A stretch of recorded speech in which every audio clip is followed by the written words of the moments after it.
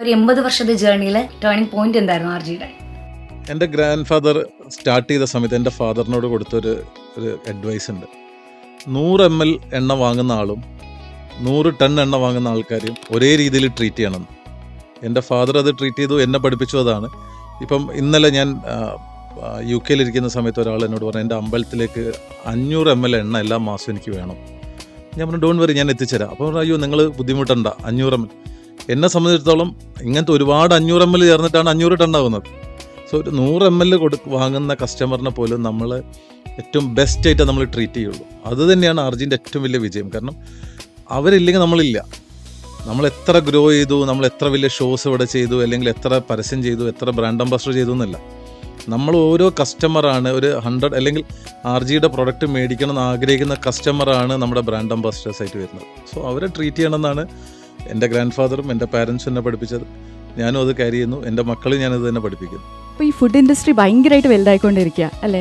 അപ്പോൾ ഈ ഒരു ഇൻഡസ്ട്രിയിൽ നേരിടുന്ന വെല്ലുവിളികൾ നമ്മളെല്ലാവരും എന്നെ പേഴ്സണലി എന്നോട് ചോദിച്ചു കഴിഞ്ഞാൽ നമുക്ക് ചെയ്യാൻ പറ്റുന്ന കാര്യം മാത്രം പറയുക എന്നുള്ളതാണ്.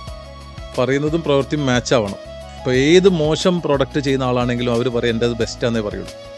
പക്ഷെ അതിന് അധികകാലം കൊണ്ടുപോകാൻ പറ്റില്ല. ഒരു ചെറിയൊരു പീരീഡേ കൊണ്ടുപോകാൻ പറ്റുള്ളൂ. എത്ര മോശം ചെയ്യുന്ന ആൾക്കാർക്കും ലോങ് ടേം പോകാൻ പറ്റില്ല. എന്നെ സംബന്ധിച്ചിടത്തോളം എൻ്റെ ബേസിക് ഇതെന്താണെന്ന് വെച്ചാൽ നമ്മുടെ ഒരു ലെഗസി ഉണ്ട്.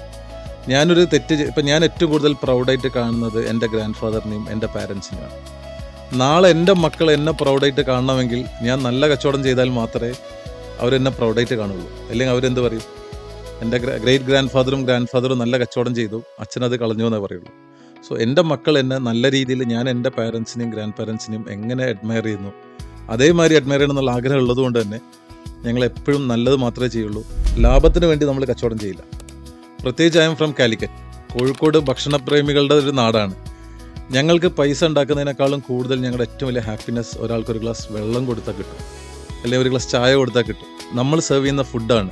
അപ്പോൾ അതുകൊണ്ട് തന്നെ ഏറ്റവും സന്തോഷത്തോടെയും ഹാപ്പിയോടും ദ ബെസ്റ്റ് ആയിട്ട് നമ്മൾ കൊടുക്കും.